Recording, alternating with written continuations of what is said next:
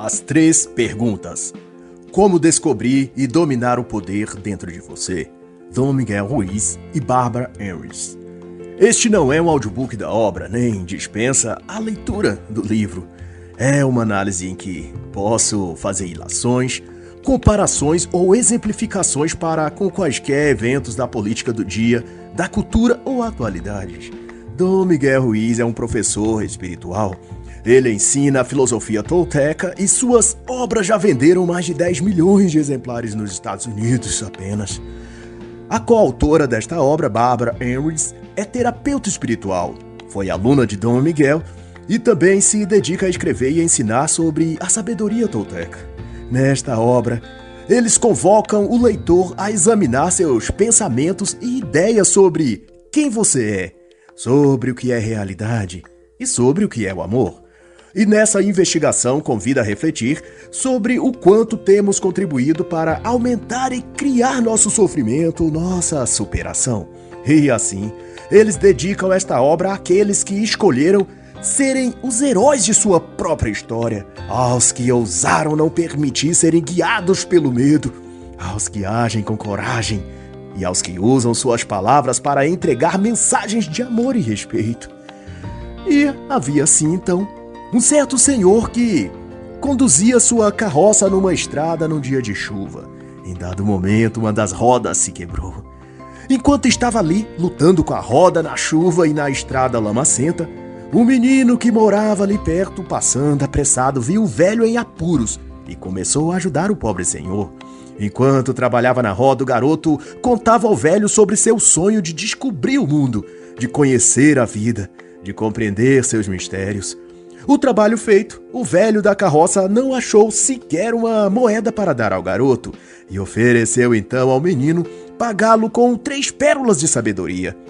E garantiu que essas poderia valer ao menino mais que milhares de moedas. Então, o velho se inclinou na direção do garoto e disse: "Para encontrar o seu caminho neste mundo, você só precisa responder a 3 perguntas. A primeira: quem sou eu? E você saberá quem você é quando souber quem você não é. A segunda pergunta, disse o ancião da carroça, é o que é real. E você saberá o que é real quando aceitar o que não é real. E por último, continuou ele a dizer ao garoto, você deve se perguntar o que é o amor. E você vai conhecer o amor quando aprender o que não é amor." O menino tirou então o chapéu em respeito e agradeceu ao velho, que subiu na carroça, ajeitou-se e seguiu sua viagem. E o desafio está posto, e é que ou abrimos novas portas de percepção e compreensão, ou nos fechamos para tudo isso e continuamos no caminho familiar em que já conhecemos. O fato é que quando questionamos o que é real e passamos por portas desconhecidas, coisas novas acontecem, novos conhecimentos aparecem e evoluímos. A vida está ansiosa para começar uma nova conversa com você. Se você ouvir e mudar, seu mundo será transformado. É o que diz o autor. E essa transformação passa pelas crenças que se alojam em nossa mente e se manifestam em forma de opiniões, de atos e no modo de reagir aos dramas existenciais quais estamos sujeitos ante a vida. E para Ruiz, estas formas de responder à vida através de ações, de atitudes e posturas têm a ver com a perda de autenticidade, devido a sermos imersos a crenças e maneiras de ver e pensar sobre as coisas, desde que nascemos. E essas crenças que nos são atribuídas se tornam hábitos e cultura, se tornam nossas verdades pessoais. Porém, elas não são a realidade, elas são distorções da verdade. E, no geral, agem contra nós, ao invés de em nosso favor. Dito de outro modo, substituímos a honestidade e a autenticidade, típicos da infância, por verdades pré-estabelecidas, que não passam na realidade de mentiras, em que acreditamos e vamos fazendo delas nossas crenças pessoais, nossas regras, as leis que governam nosso mundo mental. Essas regras, por sua vez, formam nossa conduta, e como estão baseadas em cláusulas sociais que outros criaram, e que apenas recebemos, passamos a viver uma ilusão, ou ainda pior, uma autoilusão. E dessa concepção da nossa mente nascem os traumas, as crises existenciais, as fobias e medos, os receios, as angústias e uma sensação que a maioria de nós tem, de que algo não se encaixa, de que alguma coisa, seja dentro ou fora de nós, está errada, está fora do lugar. É aquela sensação incômoda de que há alguma coisa que está faltando. E por não acharmos o que nem onde, enviamos a culpa para o casamento, para o companheiro, para a companheira, para o curso que escolhemos. Talvez não fosse a nossa vocação, ou culpamos a religião que seguimos, ou o governo, ou o sistema político, ou econômico. O fato é que não conseguimos identificar de onde vem aquela sensação. E a razão é que ela está vindo da nossa alma e mente. Da parte de nós que sabe que vivemos uma mentira, uma ilusão que injetaram em nosso cérebro em forma de crenças e interpretações sobre a vida, sobre a fé, sobre a morte ou sobre o que é ser feliz. Todas essas estruturas de pensamento estão formatadas conforme aquilo que nos disseram, que nos ensinaram, que nos falaram que era verdade e que deveríamos nelas acreditar. A mente, conta então o autor, é o governo dentro de nós, que define as regras e o nosso corpo obedece. E da mesma maneira que o país, estado e cidade são dirigidas por leis e regras políticas e sociais que esses governos estabeleceram, também nossa mente é controlada por um governo instalado em nosso cérebro. Esse governo cria regras e pune quem as desobedece. Essas regras, por exemplo, definem o que é a realidade, ou o que é real, quem nós somos e também o que é o amor. E definidas essas crenças, nossas condutas, opiniões e vida em geral deverá seguir os protocolos sociais e culturais que elas demandam. Quaisquer desvio dessas ideias coletivas e comportamentos de senso comum resultam num sentimento de culpa, autodepreciação, críticas externas e exclusão social. Os melhores seres humanos, será a crença comum, são os que guardam e seguem o que a maioria pensa, crê e anuncia. E estar fora desse padrão cria desafetos, afastamentos da família ou dos meios sociais e o desconforto de ser considerado indigno de conviver com os outros.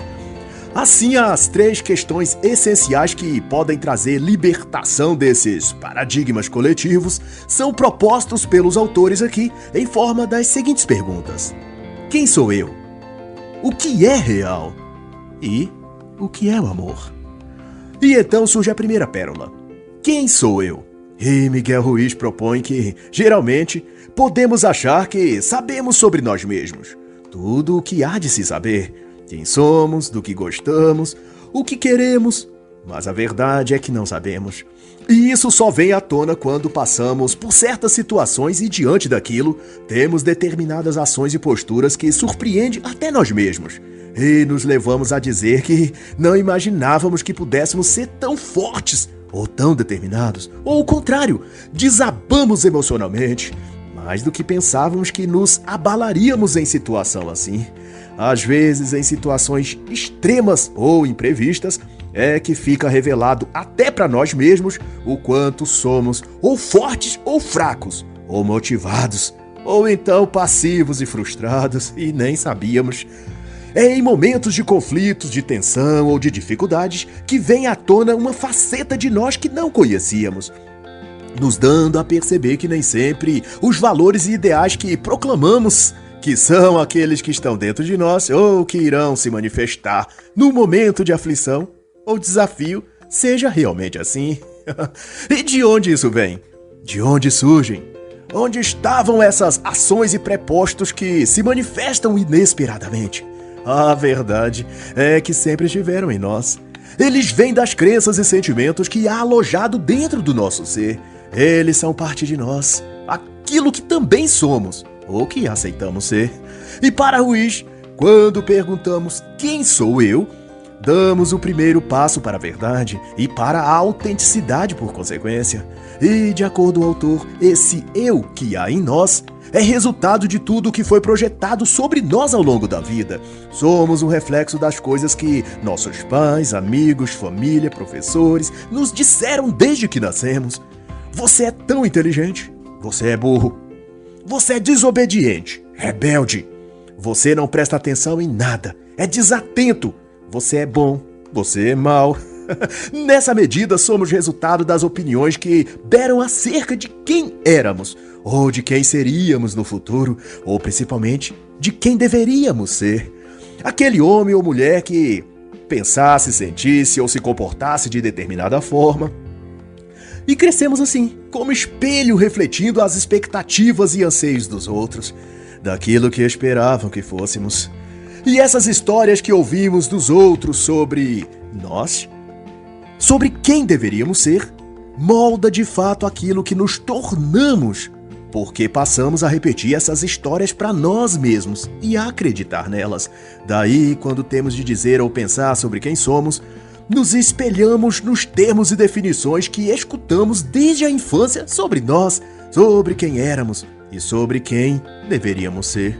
Essas histórias contadas dos outros para nós e depois de cada um para si mesmo são tão incorporadas em nossa mente que se tornam o nosso eu. E tudo que definimos quanto à personalidade estará baseado nessas crenças de que o nosso eu é aquilo que dissemos ou que foi dito sobre nós. Assim, o eu se torna o personagem central da nossa vida. Tudo passa a girar em torno dele. O eu vira o centro de nossa psique, de nossa mente, e toda a carga emocional das histórias e crenças que o formaram atua em nossas decisões e opiniões sobre tudo, para que a gente acredite que o eu é o que somos.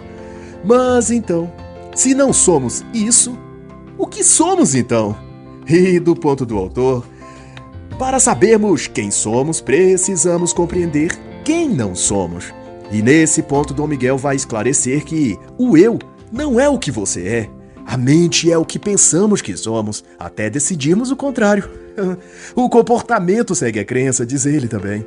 Nossa mente pode escolher seguir a verdade, ou escolher seguir as histórias que você ouviu sobre quem você é ou deveria ser. Então, quando você pensar quem sou eu, se pergunte também quem não sou eu. E daí que começamos a achar as respostas. Você é o pintor, diz o autor, mas é também a tela que você mesmo pinta. Não somos vítimas de nossas crenças, somos o criador delas. E isso tem efeito a partir do hábito que desenvolvemos de prestar atenção e seguir aquilo que nos disseram.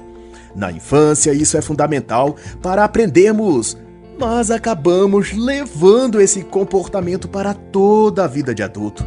Ouvimos as pessoas dizerem coisas e seguimos. Acreditamos que elas falam a verdade e aquilo se torna também a nossa verdade pessoal. E aquilo que cremos e agimos se transforma em nosso padrão básico de ser e agir. E ficamos repetindo que aquele é o nosso jeito de ser, nossa personalidade. É o que somos.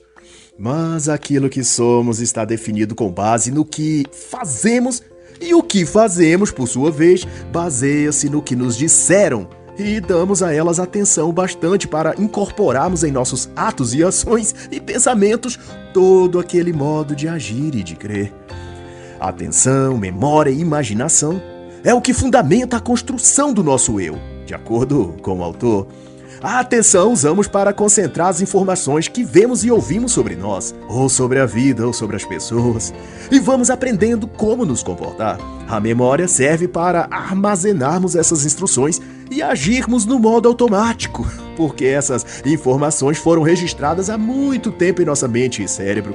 E, por fim, a imaginação atua como um mecanismo de controle, acusando-nos se nos desviamos daquela conduta padrão que incorporamos como nosso eu e que diz como devemos pensar e agir. A imaginação sugere imagens mentais de como seria, talvez pior, se deixarmos de agir daquele determinado modo. A imaginação provoca ideias de fracasso ou de dificuldades se desobedecermos às regras ou hábitos que já estamos acostumados a seguir. Com a imaginação, trazemos à mente possíveis casos em que pessoas tenham desobedecido às regras e passado então por problemas maiores. A imaginação vai então nos provocar medo de mudar e nos levar a manter os padrões mentais e de comportamento. Ela é como um cão de guarda que colocamos no limite do terreno para proteger a propriedade, mas ao invés de o cão de guarda impedir de intrusos entrarem, ele impede de sairmos dos limites daquela propriedade. Ele nos deixa parados, estacionados, limitados, sem poder avançar para outros territórios. Projeta sempre uma ameaça, um perigo, uma ocorrência de algo ruim que acontece ou que acontecerá se nos arriscarmos para além daquele lugar conhecido. E é por isso que Miguel Ruiz vai conceber que só a razão não pode nos tirar desse esquema, pois a razão é na realidade a caixa mental que abriga guardado a imaginação, a memória e a atenção que concentramos nas coisas. Ao ponderar com base nesses 3 quesitos, a razão vai conceber que o mais razoável para mitigar os danos é de fato manter esse mesmo esquema, ficar com aquilo que já é conhecido, manter ali nos limites daquele território. Ao invés da razão, portanto, o autor sugere a consciência. Despertar essa parte do nosso ser pode ser o caminho mais eficaz para atingir uma mudança real e verdadeira. A consciência se desperta, por sua vez, mediante a compreensão, ao enxergar como estamos presos a esse processo e mecanismo e decidir aplicar um outro esquema, dessa vez escolhido por você mesmo. Isso nasce da decisão. Mas decisão só pode ocorrer livremente quando você enxerga e compreende o que está ocorrendo. E quando entende quais das suas ações e ideias vieram de você mesmo ou de fontes externas a você, como os pais, a religião, os professores, a TV, a Netflix. E essas fontes externas acabaram definindo como seria o personagem eu dentro de você. E que agora você confunde acreditando que você é esse personagem, quando na verdade não é. Ou melhor, e até enquanto você decide que seja. Simples assim. Quantas das suas escolhas foram voluntárias? Desafio, autor. Por que você torce para esse time? Por que você escolheu torcer para ele? Quem te levou ao estádio a primeira vez? Que camisa de time vestiram em você quando criança? Para qual igreja ou religião te levaram? Qual partido político você escutou seus professores dizerem que era o melhor? Todas essas categorias de coisas forjaram muito do que você pensa e faz agora. E muito delas foram injetadas em você na fase em que você aprendia por atenção e imitação, vendo o que os outros faziam e diziam e tentando ser e fazer igual. A consciência surge quando você decide escolher com base na sua reflexão sobre cada coisa importante em sua vida. Para onde aquilo te leva? Aquilo te beneficia? Em quê? A qual fim esse ou aquele trajeto te levaria? Quando essas perguntas são feitas, as escolhas também são feitas com consciência e não por imposição, mas por decisão, pelo entendimento de que elas o levam a um desenvolvimento ou patamar melhor para você e para o meio em que você está.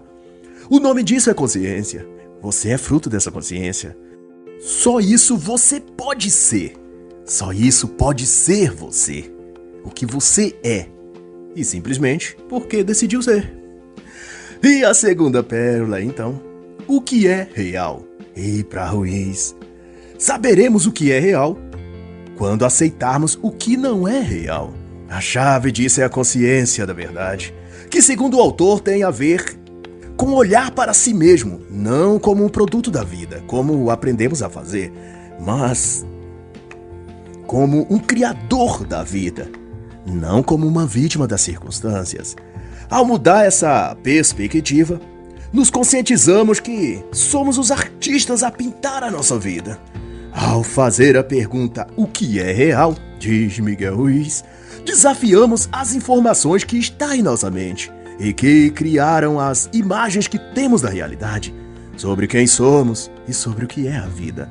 Somos o reflexo dessas informações, porque elas geraram crenças e essas crenças viraram comportamentos, e os comportamentos em reações instintivas, que definiram quem somos.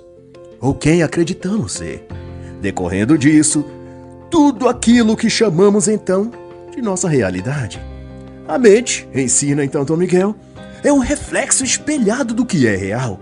E se a realidade que vivemos e expressamos está baseado nesses reflexos, então significa que toda a nossa vida, crenças, atitudes, percepções, se baseiam em coisas que não são reais, que só existem porque damos a elas a força para que existam, mas que são distorções da realidade e não a realidade em si. Ou seja, aquilo que nós experimentamos como realidade, ou chamamos de real, é a interpretação que damos das crenças que nos foram fornecidas desde o nascimento até agora. O modo como nos sentimos emocionalmente e até fisicamente decorre diretamente dessas interpretações. Acreditamos que algo é real e, a partir daí, reagimos emocionalmente e sentimentalmente em correspondência àquilo. Pense, se você acredita que é amado ou acolhido em determinado ambiente, como você age? Logicamente, você vai procurar estar mais presente ali, naquele meio que você acredita ser amado. E o que ocorre se for o contrário? Se você se sente ameaçado, rejeitado ou em perigo em determinado lugar, é óbvio que você buscará evitar aquele local. Você evitará estar naquele ambiente. Mas e se ocorrer que aquilo não for verdade? Se de repente você descobre que nunca sofreu ameaça dali, nem que o lugar é perigoso e que foi tudo engano, um mal-entendido. Significa que você viveu, sentiu e reagiu limitado por causa da sua crença de que aquilo que não era real fosse real. Você descobriria que não tinha razão para sentir medo e viver acuado, num estado emocional de tristeza, de raiva ou de restrição. Pois assim nós vivemos, alimentando sentimentos e emoções limitados no ser e agir, devido a milhares de crenças que foram instalados em nosso cérebro e mente. Coordenamos nossas atitudes e pensamentos para adequarmos-nos das coisas que acreditamos que fosse real, mas acontece que não é. Ou ao menos a maior parte não é. Muito do que sentimos e isso nos leva a agir de determinado jeito não passa de mentiras ou ilusões da mitote, das emoções que sentimos, das ações e do que falamos por aí. Quanto disso está baseado nas narrativas que abraçamos e que geraram crenças? Observar, ouvir e sentir é o que Miguel Ruiz recomenda para começarmos a compreender e a detectar o que é e o que não é real em torno da nossa vida. A questão é tentar não pensar por um instante sobre aquilo que vemos ou ouvimos, porque ao pensar automaticamente sobre tudo o que acontece, geramos emoções involuntárias e as ações se basearão nessas emoções automatizadas. Tudo o que vemos, o que ocorre, experimentamos também emocionalmente, quase no piloto automático. Isso impede o esclarecimento e gera comportamentos repetidos, cíclicos, e por isso as pessoas costumam julgar que são assim, que aquela é a sua personalidade, seu jeito de ser. Mantenha-se quieto por um instante, diz o autor. Você verá o seu eu, sua voz interior traçando opiniões e conclusões sobre tudo que está ao redor de você, ou ocorrendo em sua vida. Mas você não é essa voz. Essa é a voz do eu, e você não é o eu. Essa é a sua mente controlando tudo que você faz, pensa ou diz. Você não precisa concordar e nem seguir, e nem repetir o que essa voz lhe diz. Ela está equivocada. Ela se baseia naquele estoque de informações que sua memória guardou. Você só está viciado a obedecer essa voz, porque acredita que ela é você, e que ela está sempre certa. Mas onde está escrito nessa coisa toda a lei que sua voz interior está sempre certa? Onde você assinou esse contrato concordando que a voz na sua mente é você e que você deve seguir sempre o que ela diz? Seus pensamentos seguem o enredo, e esse enredo foi escrito pelos que conviveram com você, pelos que te criaram, pelos amigos, pais, professores que você teve. E por mais que estivessem bem intencionados, chegou a hora de você mesmo escolher o que quer acreditar, o que quer pensar sobre as coisas e como você vai agir daqui pra frente. Não dê poder mais a essa voz interior. Ela não pode comandar a sua vida porque ela não é a sua consciência. Ela é um gravador e reprodutor de som. que registrou e agora reproduz o que gravaram nele. Pare de seguir o que ele diz. Observe, ouça, reflita. Só depois decida agir. Mas então, baseado no que você crê que aquela ação lhe trará de evolução, consciência, é isso. E Miguel Ruiz chama de sonho desperto. É você estar acordado dentro do seu próprio sonho. Se não dá para parar de sonhar, ao menos busque estar consciente do seu sonho e acordado dentro dele. Todos temos o poder de conduzir a própria realidade em uma nova direção, diz então Dom Ruiz. Ocorre que criamos a ideia de que devemos ouvir as opiniões das pessoas e não percebemos que as opiniões delas são só reflexos das crenças delas e que elas pensam e agem dormindo em seus próprios sonhos, por isso não necessariamente estão mais acordados do que nós. O foco delas deveria ser o sonho delas e não o seu. Você pode, portanto, parar de acreditar no que dizem e questionar mais as coisas, e somente considerar as ideias, conselhos ou caminhos que conscientemente você percebe que o levarão para uma dimensão melhor do que você está agora. A realidade não é aquilo que você pensa, mas aquilo que você faz ela ser. Ela é a imagem que você pintou na tela, e não aquela figura ou paisagem que você imaginou na sua mente. Você pode conceber na imaginação lindos cenários com espetaculares cores e formas, mas ao final é aquilo que você desenhou de concreto na tela que trará resultados efetivos para você, bons ou ruins. A sua intenção não conta. Aquilo que estava em sua imaginação não conta. Aquilo que você sentiu ou queria dizer, mas não disse ou fez, também não conta. É a pintura no quadro que é chamado de realidade. E se você não gostou do resultado, terá de pintar outro painel, usar outras cores, desenhar outras paisagens. A vida não tem eu, discute Miguel Ruiz. Nossa existência inclui todos os acontecimentos e todas as possibilidades, e cada uma dessas experiências é parte do que significa estar vivo. O eu é só um papel que você representa, mas não é você nem seus sentimentos reais. É apenas uma pintura que você fez e que acha que define você. Você não tem de seguir nada do que está na sua mente. Você não precisa seguir as leis que seus pensamentos se submetem. Você pode mudar tudo a qualquer momento que escolher. A vida não tem eu, não tem juiz, assim como não tem vítima. Todas essas são personagens que você criou no momento que acreditou que sua voz interior era você. E passou então a chamar essa voz de instinto, de personalidade ou de voz de Deus. Nenhuma parte de você está separada do que você é. E o que você é constitui todas as partes: corpo, mente, alma, espírito, vontade, intelecto, fé, razão, racionalidade. Só nos livros é que essas partes existem em separado. Na vida real elas estão juntas, e tudo o que acontece ao corpo afeta também a mente e a alma. Tudo que você coloca em sua alma ou espírito influencia seu corpo e atitudes, e assim por diante. Se você separa essas coisas, passa a tentar viver como se houvessem vários de você. Um que é a mente, outro que é o corpo, outro que se manifesta de outra forma, etc. Isso cria uma paranoia ou problema psicológico, porque na vida prática tudo que compõe você anda junto, respira ao mesmo tempo, ocupa o mesmo espaço. E o que ocorre a um afeta qualquer outra parte. E é por isso que quando você quer mudar a alma, a trajetória espiritual, por exemplo, deve também mudar a rotina do corpo. Se quer mudar o corpo, deve incluir uma mudança também na alma, na parte intelectual, na questão dos valores, da moralidade, do escopo espiritual mesmo. Por que você acha que acontece de pessoas irem para uma academia, por exemplo, se submeterem a dietas, exercícios físicos e depois de alguns resultados ficarem mais arrogantes, snobs ou com algum comportamento moral inferior? É porque estavam trabalhando o corpo como se fosse uma entidade separada do espírito. Daí, enquanto o corpo era exercitado, o espírito, a mente ou a alma se enchia de soberba e de sentimentos de superioridade. E daí, quanto mais melhor a estética, mais pior a parte interna, o que ela sente e é. Se nosso senso e percepção não abranger que nossa realidade é una, corpo, mente, alma e espírito, vamos sempre corromper um enquanto cuidamos do outro.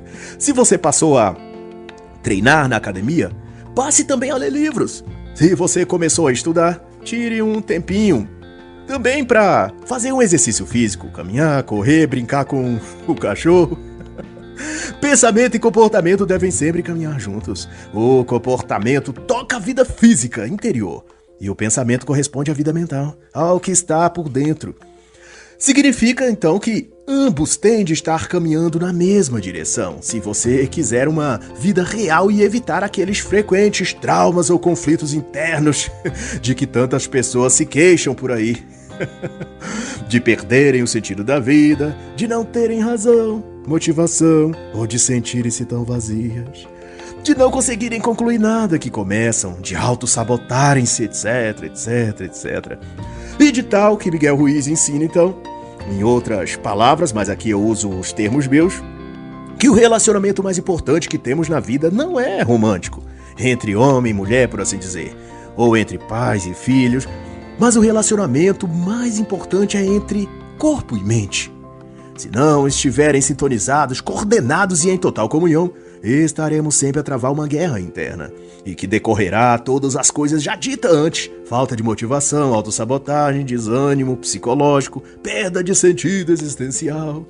E assim Miguel Ruiz discorre que não importa o quão injustas as circunstâncias externas pareçam, sentimentos de opressão, essa inconformidade mental e psicológica que muitos sentem, estão todas dentro de você. A pessoa corre para divertir o corpo, sem se preocupar como aquilo afetará o espírito, ou a mente, ou a alma, como quiser chamar. A pessoa entrega o corpo ao vício, sem pensar em como o espírito reagirá àquilo. Enfim, a pessoa age sem considerar que corpo, mente e espírito estão juntos e tudo que ocorre a um afetará também a outro. Criamos uma gaiola de pensamentos negativos e limitantes e passamos a viver dentro. Quando adotamos a crença de que nosso eu vive dentro de nós e é uma parte separada do nosso ser, passamos também a crer que podemos se dedicar a um e negligenciar a outro. Na prática, na vida real, a negligência a um atrapalha o desenvolvimento de outro. Você é um indivíduo por inteiro.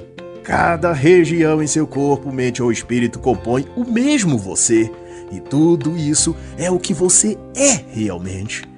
Você não é a voz, a alma ou os sentimentos que você tem. Você é tudo isso ao mesmo tempo. Mas nada disso é você. Isso porque essas coisas manifestam-se a partir de suas crenças e não da sua essência. Logo, elas não são você. Elas apenas estão em você, como a pintura que está no quadro que você pintou. O desenho está lá, porque você criou. Quando, porém, você decidir desenhar outra coisa, não haverá quem o impeça, pois a tela e os pincéis estão todos na sua mão. Você só precisa acreditar que pode fazer. As ideias criam um paraíso para vivermos, ou nos mantém no inferno, diz o autor. Cada um de nós, continua ele a dizer, cria o tipo de realidade que acha que merece. Mas o que é real é que você merece muito mais do que acha. E assim chega a terceira pérola. O que é o amor? E dirá o autor que você vai conhecer o amor quando perceber o que não é amor. E da perspectiva de Dom Ruiz, vivemos a realidade como se fosse nossa prisão e não como algo que nós mesmos criamos. Por isso nos fazemos de vítimas de circunstâncias, de coisas que julgamos que não temos o controle. Muito menos ainda o poder de alterar essa realidade. E desse ponto, vivemos como reféns de toda situação que aparece, sendo empurrados de uma situação a outra, sem nos mover na direção que gostaríamos, mas apenas sendo movidos de lugar a lugar, de condição ruim a outra pior, como se fôssemos um tronco de árvore jogado num rio onde ele leva para onde quer. Com sorte, conseguimos, vez ou outra, estacionar um pouquinho num canto qualquer, mas logo que a chuva enche a maré, o rio nos leva para outro ponto e somos de novo levados para lá e para cá. Mas há aqueles que decidem que já foram empurrados demais pelo rio da vida e que já é tempo e momento de deixar de ser tronco e ser árvore plantada, crescendo e frutificando. E para o autor essa transformação ressoa na forma que entendemos que é o amor. O amor é a energia da vida. Não é uma emoção, mas a soma de todas as emoções. E como é uma emoção, é uma energia que nosso corpo cria. E quando se manifesta, nos conecta à própria vida e a tudo que existe. No mundo atual, contudo, o amor é confundido com o ego. O ego é a expressão do eu, é sua manifestação. E dessa forma, a emoção que chamamos de amor é mero jogo de troca para adornar nossa vaidade, de tal que amamos impondo condicionante. Eu amo se você me amar de volta. Eu amo se você fizer isso, se fizer aquilo. Se você for desse ou daquele jeito, se me der isso, me der aquilo. Nesse sentido, o que chamamos de amor é na realidade uma fome emocional, um desejo de ter, de obter, de receber. E isso é fruto de uma mente insatisfeita, agitada pelas ondas e marés da vida, levada a todo lugar sem fixar raiz em lugar algum. Nós confundimos amor com ansiedade. A ansiedade é uma preocupação constante com o que pode acontecer no futuro, ou um desconforto com o que já aconteceu no passado. De todo modo, é uma fonte que extrai nossa energia ao invés de nos recarregar. E o amor, por contrário, dá energia, dá força, dá calma e quietude. Sendo, então, que qualquer outra emoção que não produza isso é tudo menos amor. Normalmente, esse sentimento que chamamos de amor vive em falta e sempre tendo de se preencher. Usa tudo e todos para receber sua porção de atenção, de carinho ou de afeição, mas em seguida despreza quem lhe deu. E depois se ressente, porque a pessoa não permaneceu ali para nos fornecer de novo aquela carga de emoção que queríamos depois de nos esvaziar novamente. O que chamamos de amor, na verdade, é a ausência de amor. Quando amamos, já estamos preenchidos. Por isso, todo gesto do outro nos satisfaz, sem que sejamos carentes de grandes demonstrações de afeto ou de carinho. Se estamos cheios e repletos, nos preocupamos mais em dar do que em receber. O contrário disso não é amor. É necessidade, é vazio emocional, existencial. É falta de sentido para viver. É tudo menos amor. O amor é um abraço seu à vida. É você agarrado à existência, vivendo plenamente. Cuidando do corpo porque ama o corpo. Cuidando da alma porque ela é uma com o corpo. Cuidando da mente porque a mente está na alma, a alma no espírito. E tudo se expressa no corpo. E você ama o corpo, porque não há como demonstrar ou manifestar amor sem atitudes e ações de amor. E isso só o corpo pode expressar.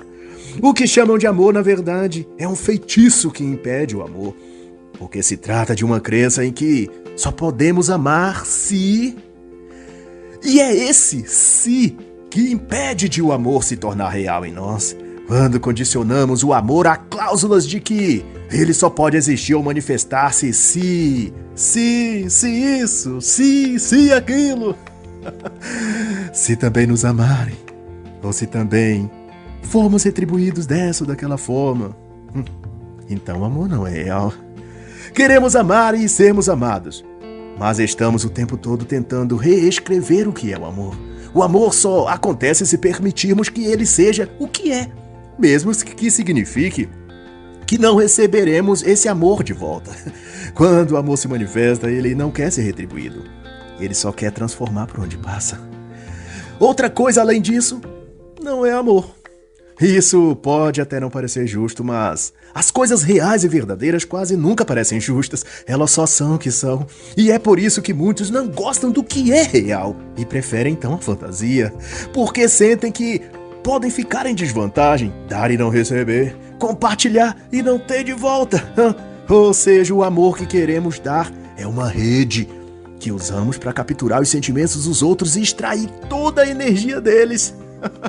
Isso é tudo menos amor. E assim encerra a análise da obra As Três Perguntas. Como descobrir e dominar o poder dentro de você, de Dom Miguel Ruiz e Barbara Henry.